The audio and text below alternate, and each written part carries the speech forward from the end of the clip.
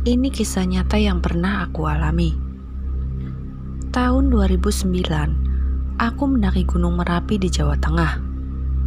Perkenalkan, nama saya Galih. Aku mendaki bersama 5 temanku yang semua adalah laki-laki. Arisal, Teguh, Marno, Topik, dan Sony. Sekitar jam 8 pagi, kami bergegas menuju base camp. Jarak rumah kita ke base camp kira-kira 3 jaman. Itu pun juga kalau ditempuh pakai kendaraan pribadi. Biaya pas-pasan membuat kita harus ngeteng atau nyambung dari tempat satu ke tempat yang lainnya. Itu juga dengan banyak sekali kami menumpang truk atau mobil bak terbuka agar meminimalisir biaya. Waktu hampir 2 kali perjalanan biasa. Akhirnya kita sampai di base camp Merapi. Tanpa basa-basi, simaksi dan cek ulang bawaan, kita langsung melakukan pendakian. Dalam perjalanan seperti pendakian biasanya, kami dipenuhi canda tawa. Kami memang sudah pernah muncak di Gunung Merapi. Hingga akhirnya kami tiba di pos 1. Saat itu salah satu dari kami yaitu Sony mengalami kerasukan. Sony memang sering melamun, bahkan kesehariannya sering menyendiri dan melamun. Mulai dia alami semenjak kepergian ibunda tercintanya, tepatnya tahun 2007 yang lalu. Cukup lama kami di pos 1, hingga benar-benar keadaan Sony membaik. Sempat kami urungkan niat puncak saat itu, tetapi Sony yang ingin tetap melanjutkan. Bahkan dia mengancam jika kami turun, dia akan tetap puncak sendiri. Maka dari itu akhirnya kita memutuskan untuk tetap melakukan pendakian Gunung Merapi. Perjalanan dari pos 1 ke pos 2, kami mulai berjalan pelan. Sering kita berhenti di trek untuk istirahat dan sekedar menanyakan keadaan Sony yang semenjak kesurupan. Badannya kelihatan lemas dan pucat. Di beberapa tempat kami istirahat pun, kami sempat mendapatkan gangguan dengan mendengar suara mampir disik le, yang dalam bahasa Indonesianya berarti mampir dahulu nak. Walaupun sering mendengar suara itu, kami tak begitu menggubrisnya karena keadaan Sony saat itu lebih penting. Berjalan dan terus berjalan, akhirnya kami tiba di pos 2. Kami mendirikan tenda di pos ini untuk besok paginya summit. Setelah tenda berdiri, tak lupa memasak dan makan sebelum kami tertidur saat itu. Suara gaduh di luar tenda sering terdengar, yang membuat saya tak nyenyak dan sering terbangun. Hingga saat itu, kulihat jam tanganku menunjukkan pukul 5 pagi. Kulihat Sony sudah terduduk dari tidurnya dengan wajah putih pucat. Dengan rasa khawatir, kubangunkan teman yang lain untuk menanyakan keadaan Sony.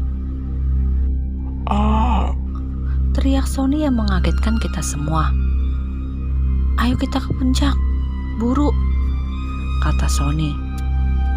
Entah apa yang ada di pikirannya saat itu, tetapi hal itu membuat kami lebih khawatir dengan Sony.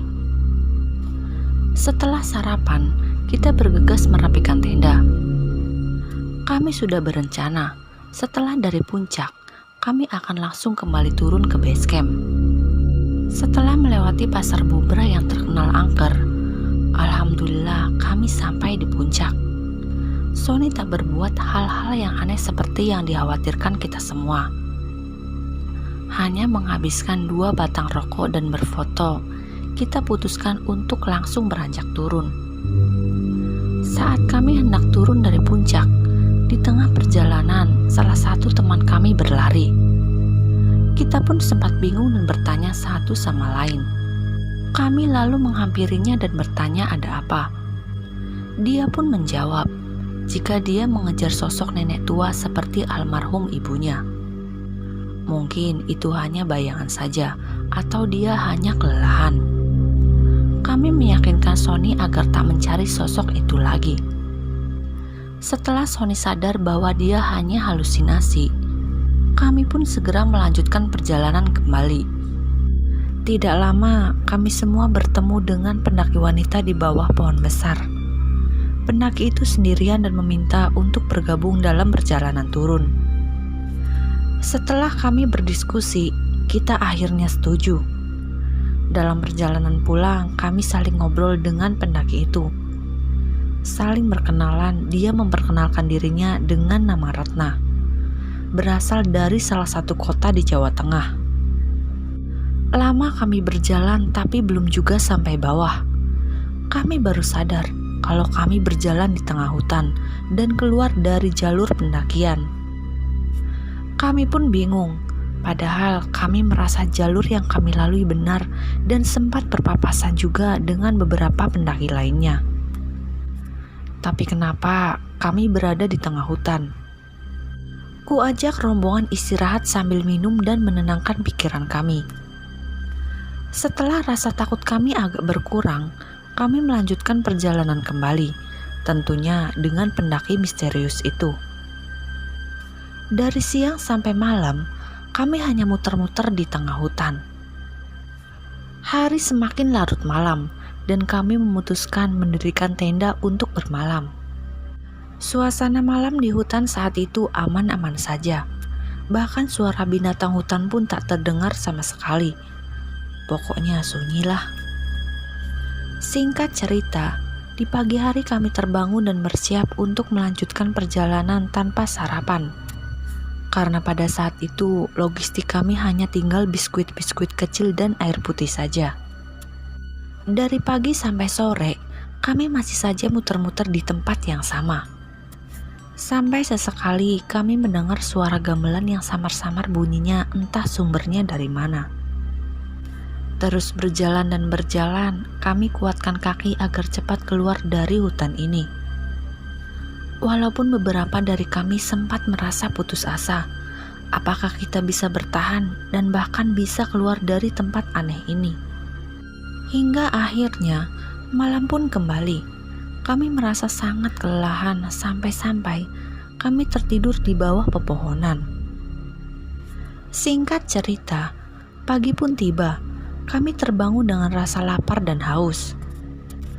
Kami mencoba mencari sisa makanan di dalam tas kami. Hanya tersisa air putih saja, itu pun juga gak banyak. Setelah dibagi rata dan meminum beberapa tegukan, kami mendengar suara pendaki dari arah atas.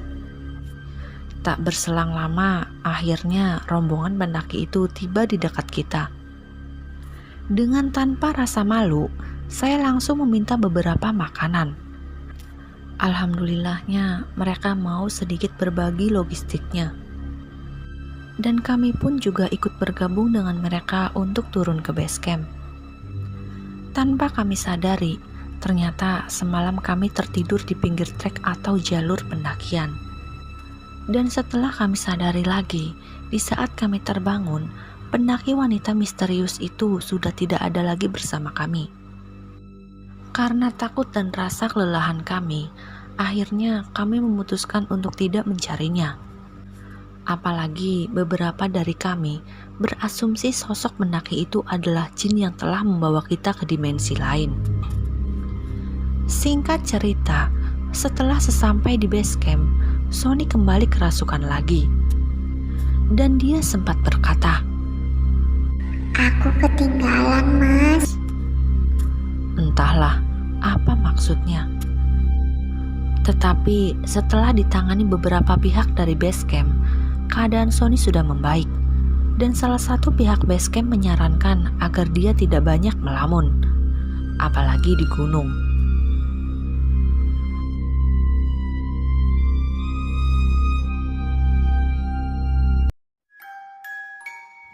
Jika kalian ingin berbagi cerita kepada kami, silahkan DM ke Instagram atau email kami yang ada di kolom deskripsi. Sekian dan terima kasih. Salam dari kami, keluarga pendaki.